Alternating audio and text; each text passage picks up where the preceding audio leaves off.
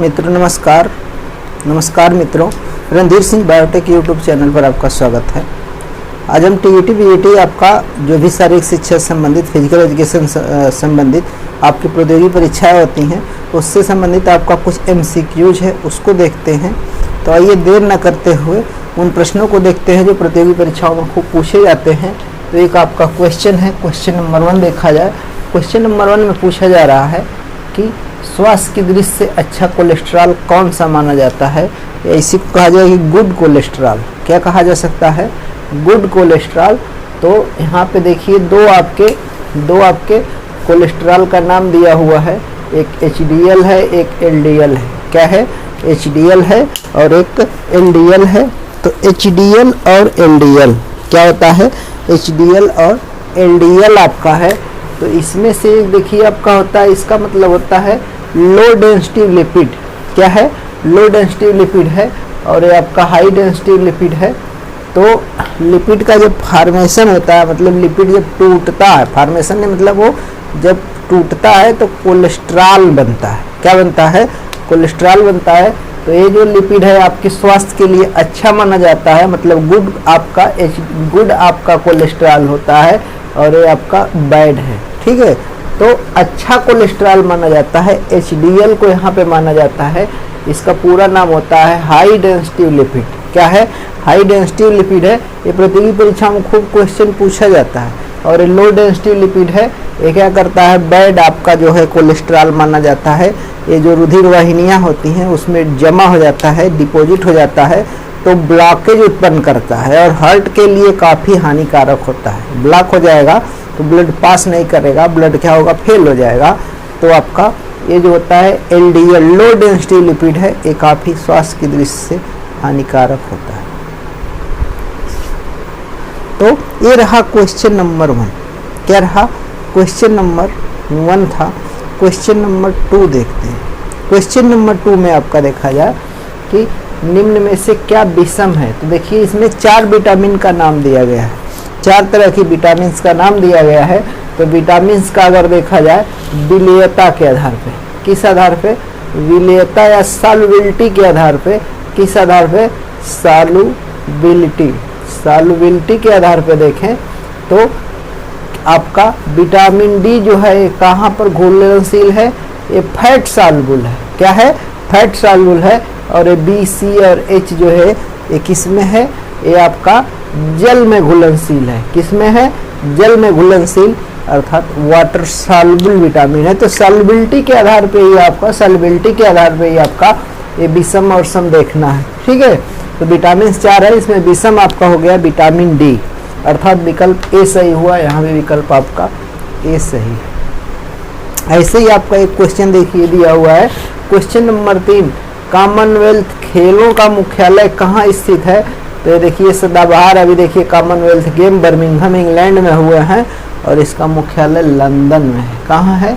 London में है। यहाँ पर विकल्प बी सही होगा। ऐसे ही आप क्वेश्चन का अभ्यास खूब धुआंधार कर लें तो जो भी प्रतियोगी परीक्षाएं आने वाले समय में तमाम पेपर लगे हुए हैं। नवोदय का पेपर लगाया, राजस्थान का होने वाला है, आपका UP TGT PGT LT grade का आने वाला है, झारखंड में विज्ञापन चल रहा है, आने वाला है। तो कुछ सीट आ गई है, कुछ आने वाली है। मतलब ऐसे आपको हर स्टेट में फिजिकल एजुकेशन का माध्यमिक में आपका टीजीटी और पीजीटी 2 ग्रेड होता है। तो एक सहायक अध्यापक और एक प्रवक्ता का होता है। तो दोनों विज्ञापन मतलब जब देर से देर मतलब होंगे, परीक्षाएं होंगे, थोड़ी थोड़ी तैयारी करते रहेंगे तो अच्छी खासी तैयारी हो जाएगी और कोई भी परीक्षा आप निकाल सकते हैं। तो ये आपका रहा क्वेश्चन नंबर 3, कॉमनवेल्थ गेमों का खेलों का कहाँ है? लंदन में है। ठीक है, इसके बाद एक है कोल्ड स्प्रे में कौन सी गैस होती है? कोल्ड स्प्रे आपका है, जैसे देखते होंगे जो भी ठंडे स्प्रे होते हैं, जैसे इंजरी हो जाती है, ग्राउंड पे चोट लग जाती है, तो आपने देखा हो एक आपका सीसी में बढ़िया पूरा स्प्रे आता है, कोल्ड स्प्रे। तुरंत जो खेल के फिजियोथेरेपिस्ट होते हैं, डॉक्टर होते हैं, वो स्प्रे मारते हैं, कोल्ड ट्रीटमेंट देते हैं। ठीक है, तो उसमें क्या होता है? स्प्रे में कौन सी गैस होती है? देखिए कार्बन डाइऑक्साइड गैस है, नहीं होती है। सल्फर डाइऑक्साइड है भी नहीं। एथेनॉल का अंश थोड़ा सा होता है। एथेनॉल मतलब एल्कोहल। और एथाइल क्लोराइड होता है, ये अधिक मात्रा में होती है, तो यहाँ पे विकल्प डी सही होगा। एथाइल क्लोराइड होता है, क्या होता है? एथाइल क्लोराइड होता है, और इसमें आपका मेथेन भी हल्के मात्रा में होती है, और ये सब आपका EFC, ये सब CFC होता है, EFC नहीं CFC, क्लोरोफ्लोरोकार्बन होती है, जो आपके पर्यावरण के लिए मतलब हानिकारक भी होती है। जितने स्प्रे होते हैं सब में CFC होता है, क्लोरोफ्लोरोकार्बन हानिकारक होता है। तो इसमें क्या है? एथाइल क्लोराइड है, तो एथाइल क्लोराइड गैस का इसमें मेल होता है, तो गैस होती है। इसके बाद देखिए क्वेश्चन है, वाडा का मुख्यालय कहाँ है? वाडा वर्ल्ड लेवल का एंटी डोपिंग एजेंसी है, वर्ल्ड लेवल की एंटी डोपिंग एजेंसी है। इसका मुख्यालय कनाडा में है। कहाँ पर है? कनाडा में है। ये क्वेश्चन बहुत बार पूछा जाता है। और नाडा नेशनल लेवल की जो आपकी एजेंसी है नई दिल्ली में है, नेशनल स्टेडियम में उसका ऑफिस है। ठीक है। इसके बाद क्वेश्चन नंबर 6 देख लीजिए, WHO का गठन कब किया गया? तो ये सदाबहार एकदम 1000 बार रिपीटेड क्वेश्चन आपका है, 7 अप्रैल 1948, अर्थात विकल्प ए यहाँ पर सही होगा। तो ये अभी तक आपने देखा कि 5-6 क्वेश्चन आपने देखा, 5-6 क्वेश्चन देखा। अब आगे के क्वेश्चन देखते हैं। तो आगे के क्वेश्चन क्या है? क्वेश्चन नंबर 7 है। 7 देखिए पूछा जा रहा है, ताराचंद कमेटी का गठन कब हुआ? तो ताराचंद कमेटी का भी गठन देखिए खूब पूछा गया है, 1948 में हुआ। ताराचंद कमेटी, कुंजरू कमेटी, आपका अमृता कौर कोचिंग स्कीम, ये सब आपके तमाम कमेटियाँ बनी हुई हैं, तमाम आपकी स्कीम निकाली थी, तमाम योजनाएं बनाई हैं। किसी की सिफारिश पे NCC बना, किसी पे NSS बना, किसी पे कोचिंग स्कीम शुरू की गई। तो ऐसे ही एक कमेटी बनी थी, ताराचंद कमेटी। कौन सी कमेटी? ताराचंद कमेटी। तो ताराचंद कमेटी का गठन 1948 में हुआ है।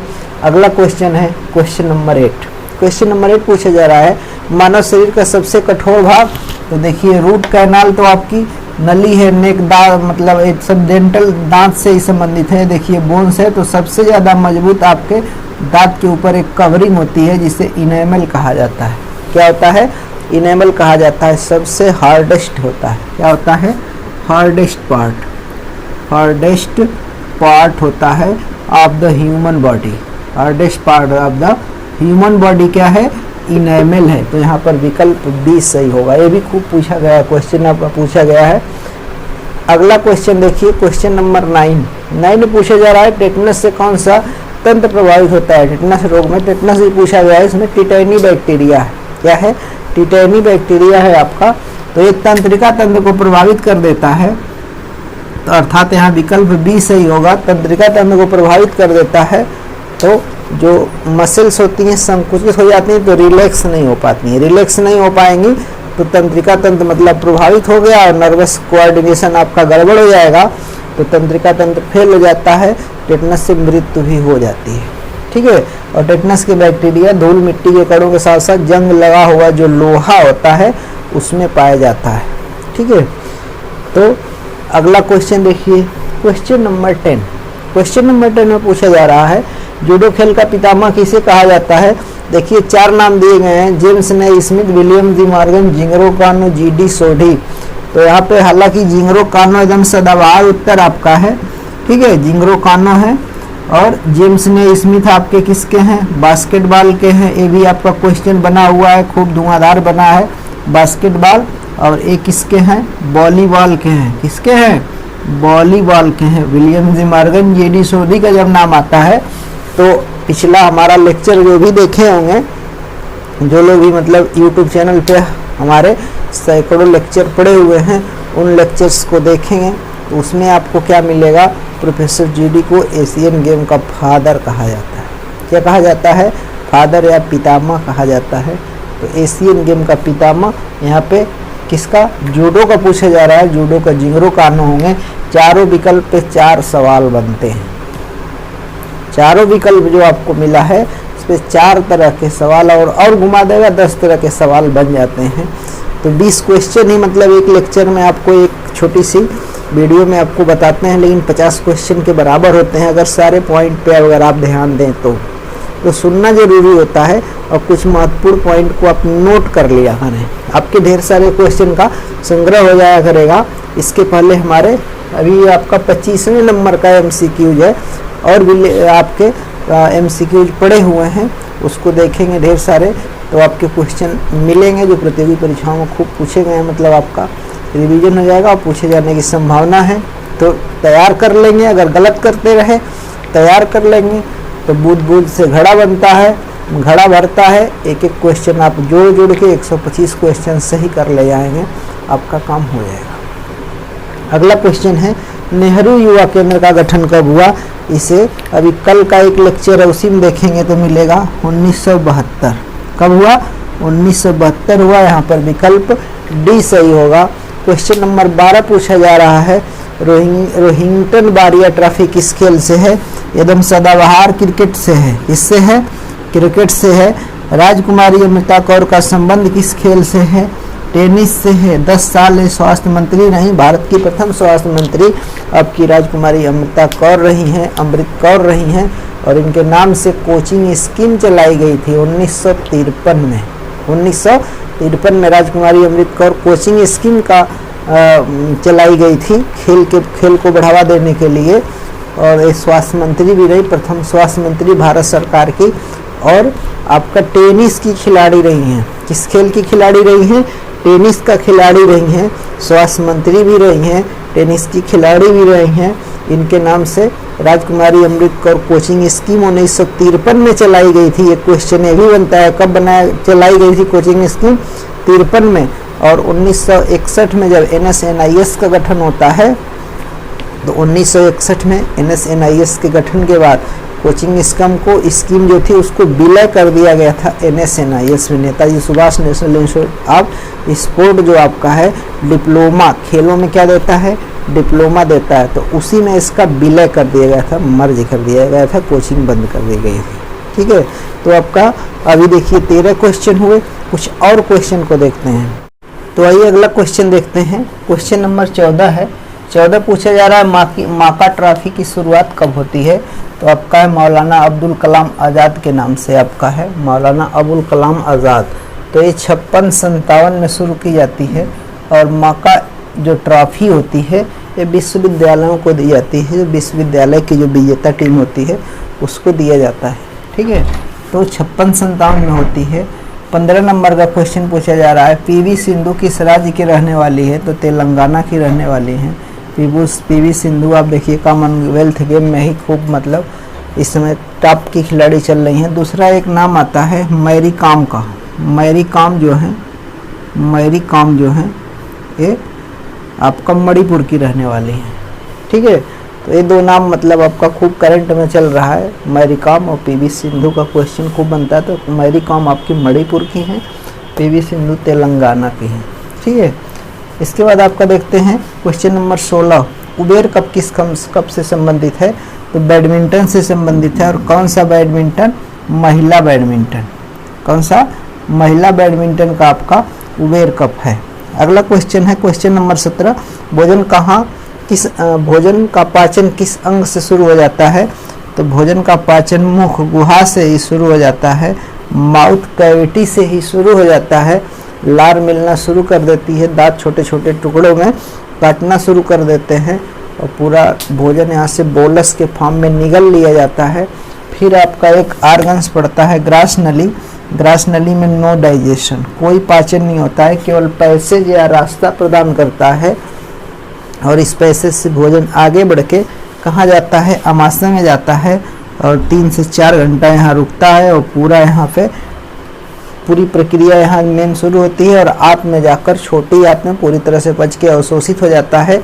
और विटामिन मिनरल्स और वाटर एब्जॉर्प्शन जो है बड़ी आंत में हो जाता है, और बड़ी आंत में मतलब पूरी तरह से एब्जॉर्ब कर लिया जाता है, और ठोस जो पदार्थ होता है मलाशय में इकट्ठा हो जाता है। 12 से 24 घंटे में आपका उत्सर्जन होता रहता है सॉलिड सेमी सॉलिड सब्सटेंस के रूप में। सॉलिड नहीं, सेमी सॉलिड यहाँ पे इस्तेमाल करेंगे। तो सेमी सॉलिड के रूप में बड़ी आंत का जो लास्ट का पोर्शन है वहीं से आपका स्टोर होगा, और वो मलाशय से फिर आपका मलद्वार के द्वारा बाहर निकाल दिया जाता है। क्वेश्चन नंबर है आपका 18। प्रकृतवाद के जनक रूसो, ये एकदम सदाबहार क्वेश्चन है, इसको नहीं भूलना है। प्रकृतवाद रूसो है। ठीक है, क्वेश्चन नंबर अगला जो है, अगला आपका है रक्तदान के लिए किस अंग से रक्त निकाला जाता है? हृदय से, सिरा से, धमनी से? तो धमनी से निकाला जाता है। किससे निकाला जाता है? धमनी से निकाला जाता है। एक क्वेश्चन आपका है, YMCA की स्थापना की, YMCA की स्थापना किसने की? यही क्वेश्चन आपको कमेंट करके बताना है। फटाफट जरा कमेंट करके बता दीजिए। मतलब अधिकतर लोग कमेंट आपका ये करेंगे सी का। किसको करेंगे? सी करेंगे, फटाक से करेंगे तुरंत। मतलब थोड़ा सा रुके हुए हैं, कमेंट करके बताइए YMCA की स्थापना किसने किया। तो तुरंत आप उत्तर लगा देंगे SC बक। गलत हो जाएगा, ठीक है। SC बक आपका भारत में, ठीक है। SC बक भारत में इनका योगदान रहा है, जो मद्रास में स्थापित हुआ था, चेन्नई में। जॉर्ज विलियम, क्या नाम आता है? जॉर्ज विलियम ने YMCA की स्थापना की। उसकी ब्रांच आपकी यंग मैन क्रिश्चियन एसोसिएशन यहाँ पे चेन्नई में खोली गई, मद्रास में खोली गई 1920 में। तो क्वेश्चन को पूरा पढ़ के क्वेश्चन नहीं करेंगे तो ऐसे ही सामान्य से क्वेश्चन आते हैं, आसान से, और आता रहता है। मतलब पूरा नहीं पढ़ते हैं, उछल पढ़ते हैं, उछलने के चक्कर में क्वेश्चन गड़बड़ हो जाते हैं। तो ये सब आज का आपका 25 MCQ सीरीज जो था उसमें 20 क्वेश्चन हो गए। उम्मीद है कि आपको क्वेश्चन अच्छे लगे होंगे। तो अच्छे लगे होंगे कमेंट करके ज़रूर बताइएगा। अगर क्वेश्चन अच्छे होंगे कमेंट करके बताएंगे तो और अच्छे क्वेश्चन आपको ले आकर यूट्यूब चैनल पे बताएंगे। कुछ न कुछ नया आपको देंगे, आपका अभ्यास कराते रहेंगे। इस सब उम्मीद के साथ कि लेक्चर शुरू से लेकर लास्ट तक आपने देखा है तो बहुत बहुत धन्यवाद। नहीं देखा है तो पूरा लेक्चर देख लिया करें। ढेर सारे आपका मैटर फिजिकल एजुकेशन का हमारे चैनल पड़ा हुआ है। चैनल पे नए व्यूअर हैं तो सब्सक्राइब कर लें, वीडियो अच्छा लगा हुआ लाइक कर दीजिए और कमेंट के माध्यम से बता दें, ठीक है। कमेंट के माध्यम से बता दें।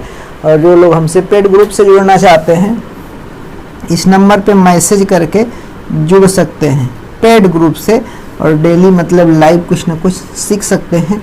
उसके अलावा 8 बजे डेली यूट्यूब चैनल पे मैं लाइव रहता हूँ। शाम को 8 बजे आप जुड़कर हमसे कुछ न कुछ सीख सकते हैं, लाभान्वित हो सकते हैं। प्रतियोगी परीक्षाओं में आप सफलता प्राप्त कर सकते हैं। इसी के साथ पूरा वीडियो देखने के लिए बहुत बहुत धन्यवाद। जय हिंद, नमस्कार।